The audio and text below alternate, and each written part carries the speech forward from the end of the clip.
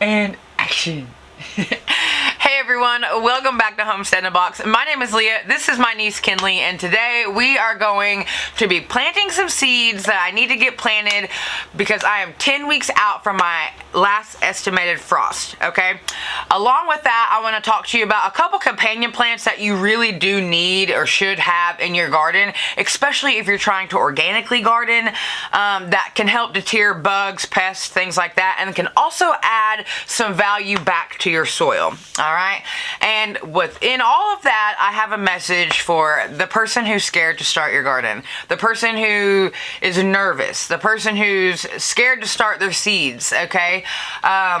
Who doesn't know how to garden, who's never gardened before. I have a message for that person because I was that person one time. And somebody had a message for me, and I just want to share that message with you. So today we are going to get some seeds planted. We're going to do this with a baby, okay? Kudos to all you parents, all you mamas out there who do all of this, the ones who have a partner and the ones who do it alone. Hands down to you. I do not have any babies of my own. I have nieces and nephews. I have this one for the next couple days, and we're doing everything together, okay? Her Uncle Tree is gone, so it is just her and I. We're doing chores, we're watering, we're feeding, and y'all, for the ones who have kids that do this, that live this lifestyle, kudos for you, because it's definitely not for me. I love having kids, love them, love having them here, never a problem. However, it's just not for me. I don't know if I could do it every single day with a baby. Now, I know I probably could if I had to, but however, hey girl, we're recording. We can't scream like that. You want down, you want out. Anyway, let's get started and let's plant some seeds. Always, I'm going to make sure that my soil is pre-moistened. I pretty much did this last night whenever I was originally going to record this video. However, that did not happen. Always make sure your soil's pre-moistened. And I just want to say this to anybody that you do not have to have these trays to start seeds in. You can start seeds in anything that water can run through. You can start seeds in recycled yogurt cups, recycled spinach containers, pretty much anything that water can run through and that that can hold soil, you can start your plants in. Starting seeds at home is not an option for everybody. However, if you can afford just some cheap shop lights, I highly recommend it. So the first thing I'm going to start is my peppers. So they say to start your peppers around 10 to 12 weeks before your last estimated frost. And this one, last year I started them at 12 weeks and it was a little too soon. So this year I have adjusted my day and I'm going to be starting these. This is a shishito pepper. I've never personally had these. My friend Jess over at Roots and Refuge Farm has a couple different recipes that she uses these in, so I figured I am just going to start those. Here's the cool thing I also want to mention to you about a pack of seeds. I bought these seeds last year. Here's the seeds, if you can see them. I'm only planting, I only need 3 of these plants, okay? So look at all of these seeds. I'm only going to be using 6 of these seeds. I'm going to put 2 seeds in each pod, in each compartment, and then the rest I'll have for next year. Your seeds can store for a long time. You can store them for several years. Some people put them in the freezer. I just store mine in photo boxes. So I'm just making indentions here in my soil with whatever this little tool is here. And on the back of your seed packs, it should tell you how deep to plant them. This says 1/4 of an inch deep. So I've just kind of made an impression. I'm putting 2 seedlings. Hold on, yeah. I'm putting 2 seedlings in each. That way, if they both sprout great, I can come in and just thin out one of the seedlings. Alright, I'm back. So, that was my shishito pepper. I have it marked here. Look, y'all, I had to use this because I don't know what my nieces and nephews have done with my... now, I wrote on the back of this shishito pepper, but I don't know what my nieces and nephews did with my popsicle sticks. So the next thing I'm going to do is a canary yellow bell pepper. I got these from Baker Creek Seeds. again, I started some of these last year, and they didn't do... I started them too early, and I didn't have everything in place to finish growing them out. So, I am going to plant 3 of these as well. Seeds are same depth. Okay. Oh, hold on a minute. Okay. So what I'm putting 2 seeds in each thing, and the reason I'm being pretty peculiar about it is because I have a really good germination rate with Baker Creek seeds for the most part, and so there's no need for me to just pile. I have learned the hard way that there is no need to just pile a bunch of seeds in one of these little squares, because if you order your seeds and if you get seeds from a pretty reputable company, then your seeds are going to germinate. Now, that's not a guarantee. That's just, you know, something I've learned over the last year. So, I definitely do not pack them full like what I have in the past, because then that just kind of creates a mess for me. Now, everybody does it differently. If that's how you choose to do it, great. But for me, I want to save some of my seeds and not have to do it that way. Okay, so the next thing I'm going to be planting is this grande jalapeno. I did not grow spicy jalapenos last year. I grew nata-pinos, which I will also be starting some nata-pinos. And these nata-pinos, let this kind of zoom in. These nata-pinos have the same flavor of a jalapeno, but without the spice. I actually sold several of them last year, bundles of them last year at the farmer's market. And people were really, really surprised because they were not spicy. Again, these are Baker Creek seeds, so I'm just going to be dropping 2 seeds in each one. Another thing that I learned last year was that I have the goals to market garden to be able to supply food for my community. However, right now my main objective is growing food for us. So last year I started a bunch of plants. And some of them did great. A lot of them really did great. But I had a bunch of wasted plants at the end that I could hardly even give away. So the one thing I've learned is only really start what you need. Like starting 3 jalapeno plants, that's quite a bit for just Tree and I, you know. However, I do sometimes sell at the local farmer's market in Poto, so any of my extra that I'm not canning or something like that, I will take to the farmer's market. But anyway, so I'm going to use this cute little candy cane here and as my marker. Another thing, if you're a first-time gardener, I'm going to put jalapeno. Mark your plants, because if not, it's real confusing. Last year I thought, oh, I'll remember everything and I'll write it down. Even recording YouTube, there were still several things that I forgot to mark. So over here I'm going to be planting my spicy jalapenos. Or my nata-pinos, sorry. I'm going to be planting my nata-pinos. And same thing, I'm only planting 3 of those plants. And I'm putting 2 seeds in each thing. Like I said earlier, if it's seeds you're not sure about, then you could always double up and just check. But my plant markers are really funny. So the next thing I'm going to be planting is eggplant. And again, I'm only planting 3 spots of eggplant because, like I said, it's just Tree and I. This is a 40... I don't remember how many cell tray, but I got these from Greenhouse Mega Store. Their trays are sturdy and durable, and I like them, so that's who I bought these from. And I bought these in bulk last year, so I'm just going to come over here, and again, some of my soil is kind of, I've got some thicker pieces in it, and look how small, let me put these in this hand because she's in this arm. But I don't know if that'll zoom in, but look how tiny these seeds are. It's so crazy how small seeds are. What's up, little girl? We're almost getting it. We sure are. She's like, as long as you're holding me and my belly's full, and I am content, then we are good to go. And she really is a good baby. I'm so thankful. I'm super glad that my sister lives close by, so she just grabbed my tray.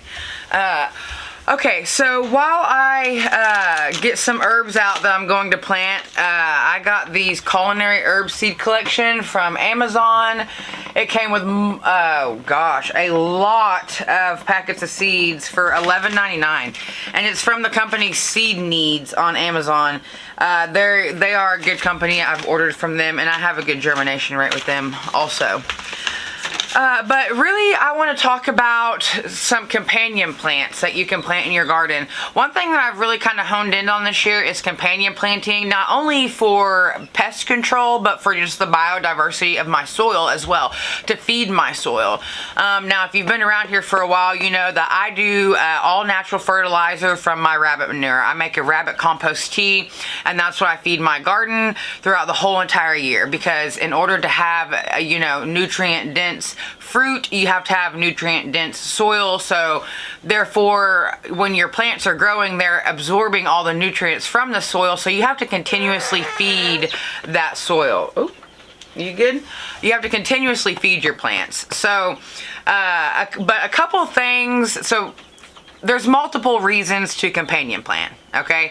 But one of the main reasons I companion planted last year was because, one, I seen it all over the internet and everyone said I should, if we're being honest.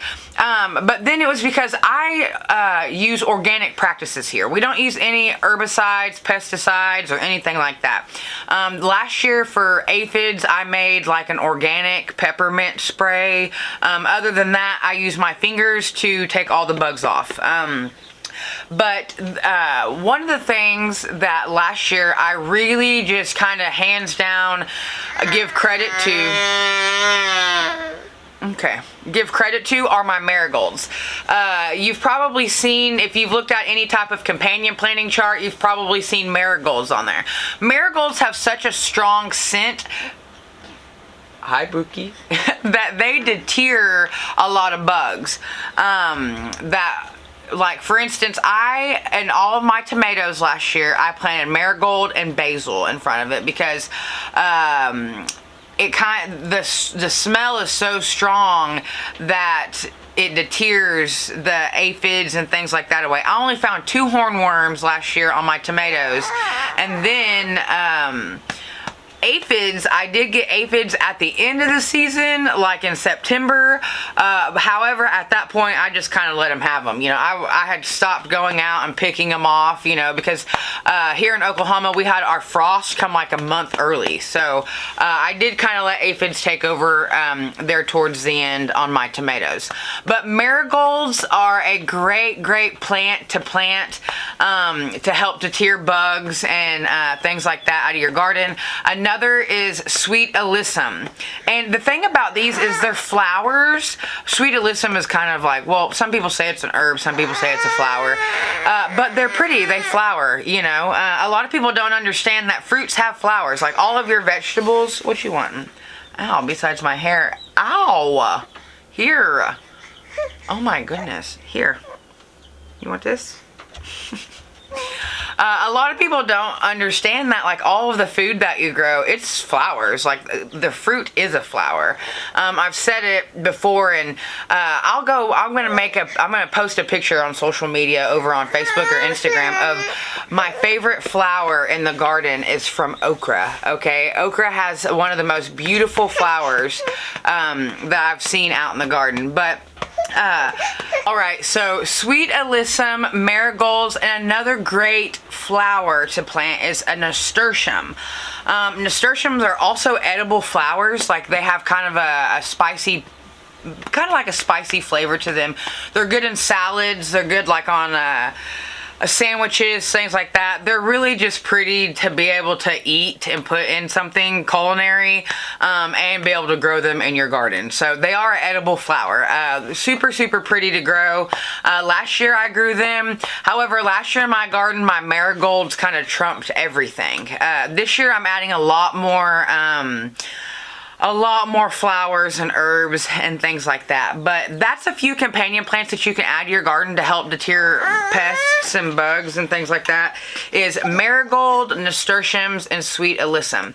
Another thing that really I just found it fascinating, and you may have already known this, but I just want to let you know in case you don't already know, but I have recently read, okay, I have this book here. If you are looking for a great book to read over companion plants, let's see if it'll zoom in here.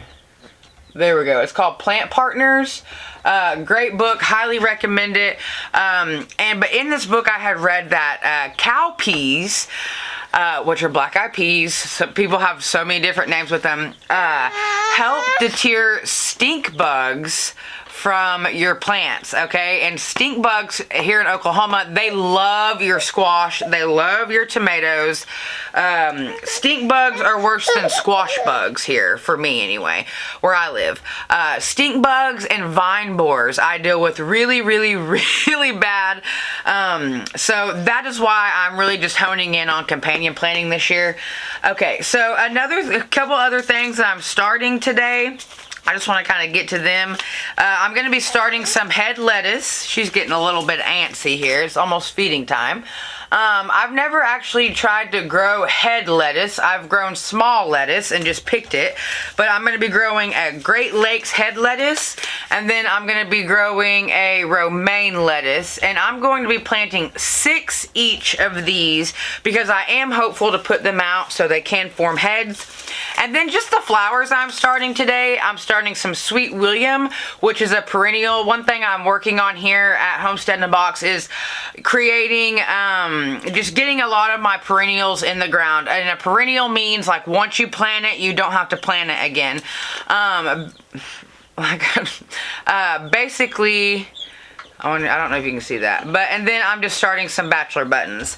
Another thing that little Miss and I are going to mingle the town for here in a little bit that we're going to be starting is some pansies and violas. We're going to go get some seeds to start those because they're just really pretty and they can handle a slight cold frost. And they're just pretty. If you're already growing, for me, I feel like if you're already growing vegetables and you're starting them at home, you might as well toss in some flowers because when you go to the big box stores like Lowe's and Home Depot and things like that, they're $3, you know, for just little bitty packs, and that's one flower in a pack, you know.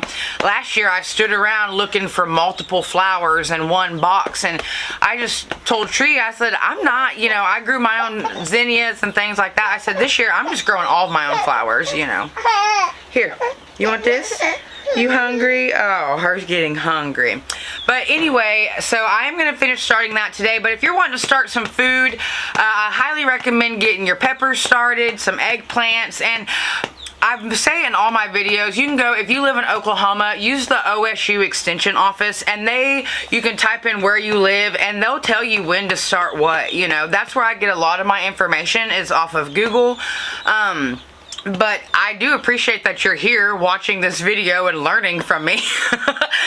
But that is where I get all of my information. A lot of my information is from the OSU Extension Office. They have a lot of great info there for us as backyard gardeners, even bigger scale gardeners. They have a lot of great information.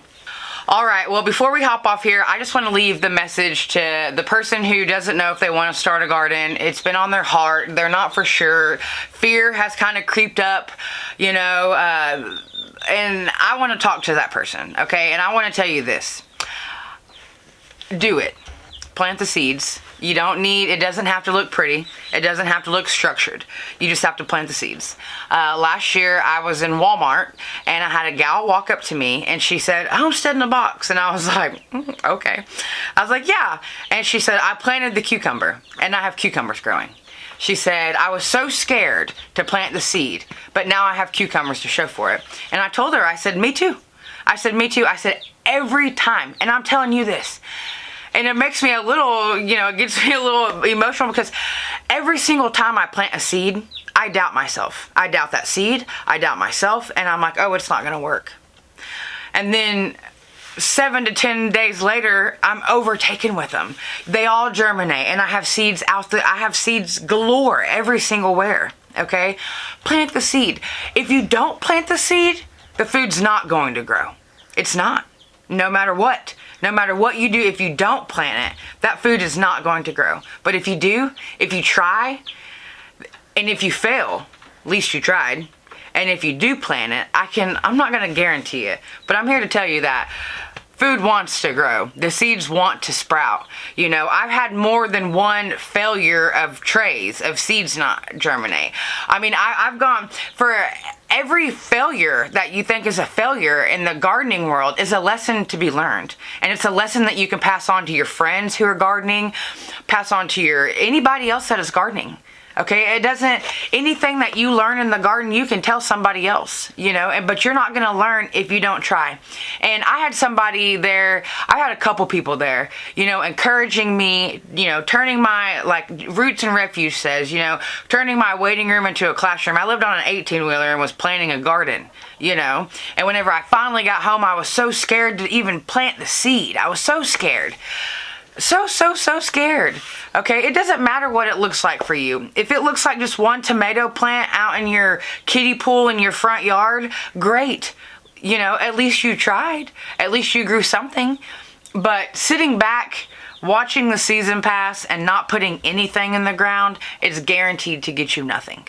Okay, another one my friend Jess over at Roots and Refuge says is do it scared. Even if you're scared, just do it. Just do it, because most of the things in my life that I've done when I was scared have turned out to be some of the most magical things that I've ever experienced in my life. And I was scared when I did them.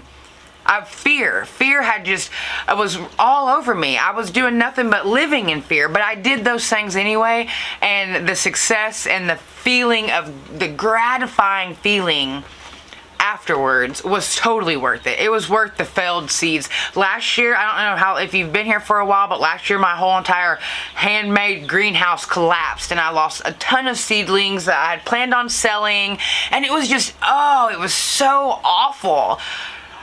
But if you were also here, you've seen that I had a garden last year and I had a great harvest from it, you know.